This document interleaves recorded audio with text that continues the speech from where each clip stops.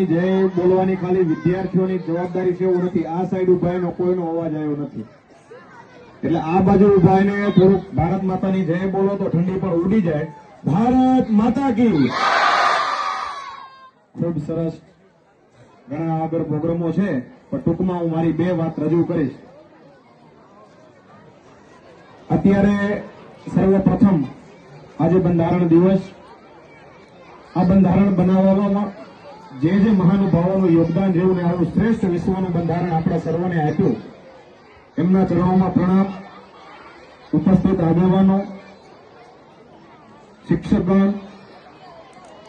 શરૂઆતમાં ધર્મેન્દ્ર સાહેબે વાત કરી શિક્ષણની, તો થોડીક વાતચીત મારે એના ઉપર કરવી છે. અહીંયા શરૂઆતમાં સર્વશ્રેષ્ઠ વિદ્યાર્થીઓનું સન્માન થયું. એમાં ધર્મેન્દ્ર સાહેબે કીધું કે સર્વશ્રેષ્ઠ વિદ્યાર્થી બનવા માટે ઘણું બધું ધ્યાનમાં રાખવું પડે છે.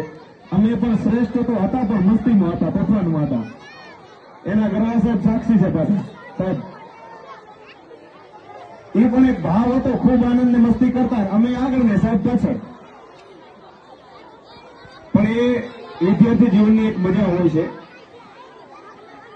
શરૂઆતમાં વાત આવી કે શિક્ષણ શું કામ જરૂરી છે, તો અત્યારે એક એવી માનસિકતા બંધાઈ ગઈ છે કે શિક્ષક ભણવા માટે, આપણે ભણવું શેના માટે જોઈએ તો નોકરી માટે ભણવું જોઈએ. પહેલી તો આ માનસિકતા કાઢી નાખવાની જરૂર છે. કારણ કે ભણવાથી ખાલી નોકરી માટે ભણવું એવું જરૂરી નથી. નોકરી આવે એ સારી વાત છે, પણ નોકરી માટે ભણવું એવું જરૂરી નથી.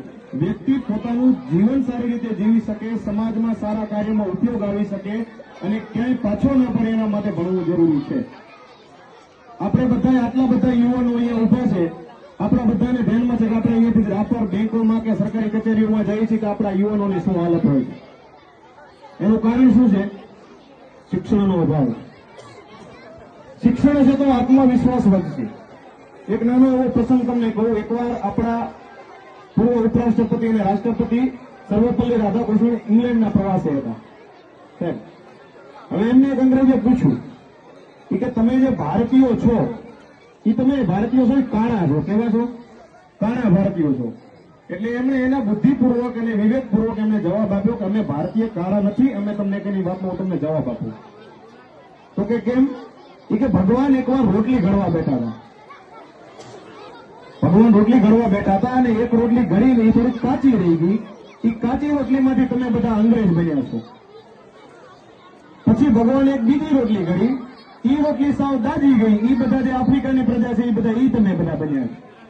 અને પછી ત્રીજી રોટલી બનાવી, એ ન કાચી રહી અને એકદમ ન દાજી ગઈ, બરોબર બની. એ રોટલીમાંથી અમે બધા ભારતીયો બન્યા છીએ.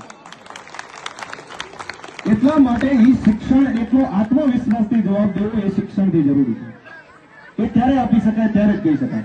અને અત્યારે તમે સાહેબે જેમ વાત કરી, સાહેબ અત્યારે ભણવાની તમે વાત કરી ને કે 10 પછી 11 પછી ભણતા નથી.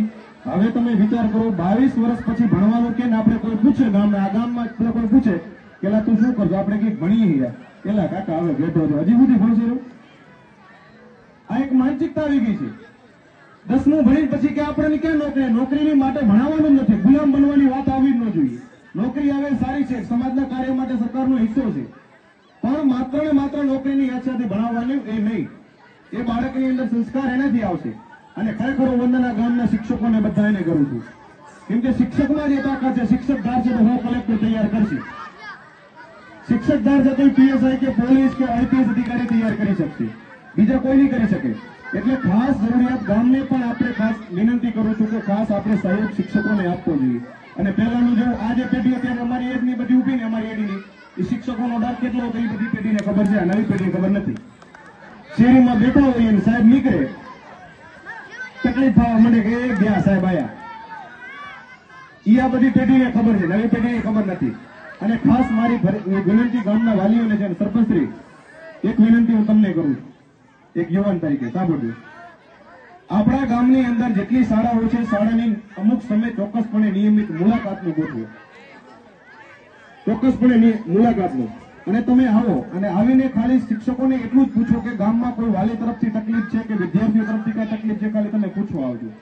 અને બધા વાલીઓ આવવાની જરૂર છે. ઘણા વાલીઓ એમ કહે છે કે અમને કઈ ખબર ના પડે, અમે ત્યાં જઈને શું પૂછીએ? ખાલી એટલું જ પૂછવાનું છે, તમારો છોકરો કેમ છે? ખાલી એટલું જ પૂછવાનું. સાહેબ જે હશે સુધારી તમને સાહેબ કે છે. અને આ વાલી મીટિંગ તો સાહેબ છૂટી જશે, અને ના થતી હોય તો આગ્રહપૂર્વક સરપંચ આપ ગામમાં એવું કરાવો અને તે દિવસે આ બચુક હાજરી આપી અને એ કાર્ય આપણે કરાવશો. અને શિક્ષકોની મારી એક ખાસ વિનંતી એમને કહીને, કેમ કે શિક્ષકોનું યોગદાન મોટું છે, એ જ સમાજને નિર્માણ કરે છે. અને અંતમાં એક મારી યુવાનોને એક રજૂઆત છે, જો યુવાનો માન્ય રાખે તો આપણે આવતા વર્ષે કંઈક કરશું. આજે દર વર્ષે 26મી જાન્યુઆરીમાં રાસ ગીત, ગરબા આ બધું ખૂબ જ રજૂ થાય છે, પણ એક નાટક રજૂ થતું નથી. તો નાટક આપણે બધા કરીએ તો મોટા છોકરા રહે સબ કરી શકીએ ને, કે વિદ્યાર્થી સ્કૂલમાં એવું નહીં ને. તો આવતા વર્ષે 26મી જાન્યુઆરીમાં એક જ ગબ્બર જેવું ગમે જોરદાર નાટક આપણે બધા ગામના, આપણે જે સ્કૂલમાં ભણતા નથી એમાં એન્ટ્રી કે ને સ્કૂલમાં નથી ભણતા એવા છોકરાઓને, અને આપણે સરસ મજાનું નાટક આપણે રજૂ કરશું. અને છેલ્લે બધા શિક્ષકોને ખૂબ ખૂબ નમન કરું છું કે શિક્ષક અને વાતાવરણ સારાનું અને પરિવારનું સારું બનશે તો જ શક્ય છે એજ્યુકેશન, નકા શક્ય ક્યારેય નહીં બને. વાલીઓનો સહયોગ નહીં આવે, નાની નાની બાબતમાં ફરિયાદ લઈને આવો તો સાહેબ અમારા છોકરાને આમ કીધું, પહેલા તોડી નાખતા, પછી અમે પણ માર ખાધેલી છે.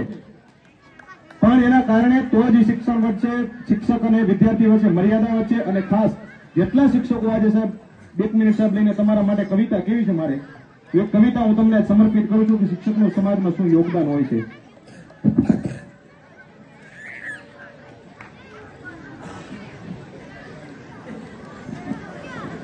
શિક્ષક શું હોય છે, નાની કવિતા કરીને મારી વાત પૂરી કરીશ. સાંઈરામ દવેની ખૂબ સરસ કવિતા છે કે હું એક શિક્ષક છું, શિક્ષકને કદી નમાલો ગણતા નહીં. હું એક શિક્ષક છું, શિક્ષકને કદી નમાલો ગણતા નહીં. હું સમાજનું હૃદય ધબકતું સ્થાનને મારા હણતા નહીં. મેં કલાકો ઘણા ઢળડીને વર્ગખંડ મહેકાવ્યા છે, મેં કલાકો ઘણા જાગીને વર્ગખંડ મહેકાવ્યા છે. મેં કડીઓને ફૂલ બનાવી બાગ બાગ મહેકાવ્યા છે. મેં વાવી છે શિષ્ટ સભ્યતા, મેં વાવી છે શિષ્ટ સભ્યતા. હવે આ મોસમને લણતા નહીં. હું એક શિક્ષક છું, શિક્ષકને કદી નમાલો ગણતા નહીં. આદર્શોના ઈંધણ નાખીને મેં સંસ્કારો રાખ્યા છે. વિચારજો, આદર્શોના ઈંધણ નાખી મેં સંસ્કારો રાખ્યા છે. ડોક્ટર, વકીલ કે ઇન્સ્પેક્ટરને મેં પાયાથી બાંધ્યા છે. શિક્ષકમાં તાકાત છે કે આવા બધાને બનાવી શકે. ડોક્ટર, વકીલ કે ઇન્સ્પેક્ટરને મેં પાયાથી બાંધ્યા છે. હું પાયાનો પથ્થર, કોઈ જૂઠ ઇમારત ચણતા નહીં. હું એક શિક્ષક છું, શિક્ષકને કદી નમાલો ગણતા નહીં. ખાણમાં નાખી હાથ મેં કઈક હીરા ઝડકાવ્યા છે. જો શિક્ષકો હીરા કેવા તૈયાર કરે, પણ આવા હીરા વિદ્યાર્થીઓના તૈયાર કરે. કે ખાણમાં નાખી હાથ મેં કઈક હીરા ઝડકાવ્યા છે. શબ્દનો સેવક થઈને મેં સાક્ષરતાના નેજા ફરકાવ્યા છે. અને તમે શું આપ્યું સમાજને પૂછે છે શિક્ષક, સમાજને શિક્ષક પૂછે છે કે તમે શું આપ્યું. પૂછોમાં જખમને ખણતા નહીં. હું એક શિક્ષક છું, શિક્ષકને કદી નમાલો ગણતા નહીં. ચાણક્ય એકવાર કીધું હતું, ઓલાને કીધું હતું ધનાનંદને, તો મારામાં તાકાત હશે ને તારા જેવા તો હો સમ્રાટ તૈયાર કરી લે. જેને ચંદ્રગુપ્ત તૈયાર કર્યો હતો ઈ આ શિક્ષકની તાકાત છે. છેલ્લી પંક્તિ, હા હું હકથી અને વટથી શિક્ષક સમાજને કહે છે કે સમાજ મારો ઋણી છે. શિક્ષક એનો હકથી સમાજને કહે છે કે સમાજ મારો ઋણી છે. વેતન લઈને વતન સાચવું છે તો એ વાત અણસોણી છે. આદર ના આપો તો માફી, પણ આરોપો માથે ધરતા નહીં. હું એક શિક્ષક છું, શિક્ષકને કદી નમાલો ગણતા નહીં. આભાર.